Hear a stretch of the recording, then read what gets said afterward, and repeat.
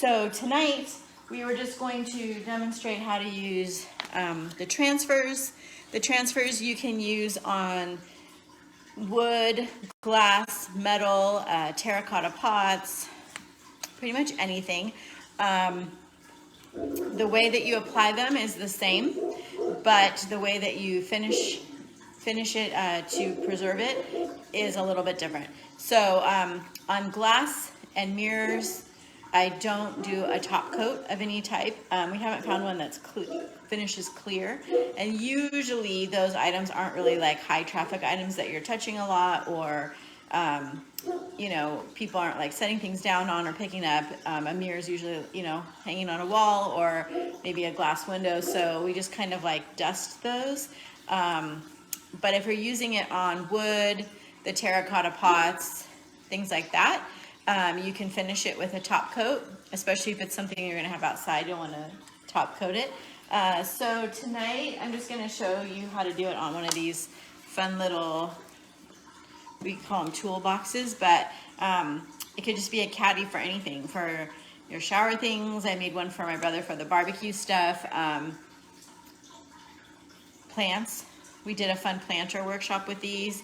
They look really cute with the terracotta pots in there, and you can change them out just on the table with different themes for different holidays. But this one has been stained in the Miss Mustard Seed milk paint, and then I'm just going to show you how to apply the transfers. So the transfers come on big sheets like this, and they have kind of a white backing on the back. The backing isn't necessarily stuck to it, like you're not having to peel it off. It's mostly there just to keep the transfer from folding in half and adhering to each other, or to itself, because if it does, then it's kind of over. So it just really easily comes apart. But you can see the back of the transfer right here. If it were to fold in half and stick together, you're going to lose that transfer, or that part of the transfer. So they do come in large pages like this. This one's kind of easy to see how you could cut it apart because they're all butterflies and moths, but you can just cut apart the ones that you want. But if it's one, you know, a page that's more of like a scene, you don't have to put the whole scene on. It's not like you have to just peel the back off and put the whole transfer on. You can cut apart what you'd like, and they have these little grid lines on here to kind of help you cut. With this one, it's not really that big of a deal because you can see where the butterfly starts and ends and where you don't want to cut. But for some of the bigger transfers with the scenes on them, you know, it's kind of easier to go by the grid lines. But you can just cut apart, you know, whichever one you want, or however you want to do it, and kind of create your own scene on your product. That usually takes the longest in any of our workshops because you're working with a blank canvas, you know, so you can kind of cut them apart, place them where you want, and create the picture that you're going for. And, you know, sometimes you'll lay it all out and start with it, and then you kind of can come back in and fill in with some. But once you kind of figure out how you want to do the scene, I just cut apart this one from the big transfer, and then I'm just going to take off the backing. So this white part we don't need. So we just have this. It's kind of a clearish paper. You can see the grid lines are still there, and that's the back. So this part is what's going to go down on your product. You should have the picture side with the color facing you. And I'm laying this on its side just so that I can kind of have a surface to work on. Once you place it down, you're kind of committing to where you want to place it down. That's it. If you don't press it on there already, you can kind of move it, but sometimes some parts will stick. So once you want to put it somewhere, kind of commit to that. Each package of transfers comes with this little like plastic high-tech tool. In the event that you can't find yours, you can always use like a credit card or something, but this works really well on these. It's almost like the rub-on tattoos. You're applying pressure to the transfer to get it to come off of the transfer paper onto whatever you're working with. So you're just going to be rubbing on there, and you'll be able to see the color come off of the transfer, and you'll know it's adhering. You want to rub it on. You don't want to just try and pull it off. But the secret to doing this, and I don't know if you can really see what I'm doing, but the secret to doing this, you can rub.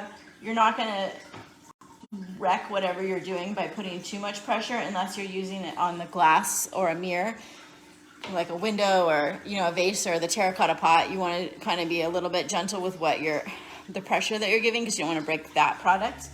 But some of the transfers do come off easier than others, but the secret to it is kind of getting a little bit of air, like a little air bubble, and you kind of want to like ride the air, and you'll hear it like crackle as it comes off. So I usually get like one side, kind of pull up a little bit on one little corner, and you want to kind of just use your tool to get some air into there and start rubbing, and you'll see the air kind of get in there and the color come off of the actual transfer paper, and that's how you know that it's on the item that you're transferring it to. But you can kind of see here how the butterfly, like this part hasn't been rubbed off, but this part has. So it's not, the color's not on there anymore. And you can carefully lift and see that it's on the product, but we still haven't done this part. But this is the air bubble. I'm gonna kind of get under there and get it to come off. So I just very slightly lift as I'm using the tool.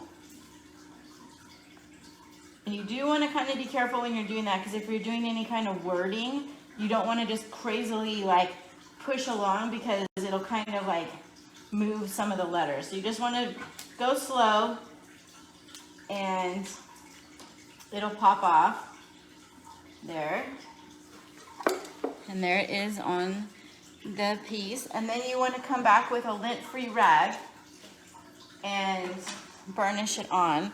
So you just want to come back and kind of rub through it, make sure it's all on there. And that's it. It's simple. They look really neat on windows and mirrors, especially like some of the ones with the writing. They look really great on windows and mirrors. But you know, this is like a dark color on a dark piece, but you can kind of see the fun pop of orange on there. Just gives it a little something. And that's it. And then once I'm done with whatever design I'm gonna do, or any kind of stenciling, whatever I'm gonna add, then I'll do a clear top coat over it. Or you could wax over it. That'll keep it sealed as well. But I like the top coat the best, especially if we were gonna put flowers or something in here. That way it'll kind of protect it with the water, make it a little water resistant.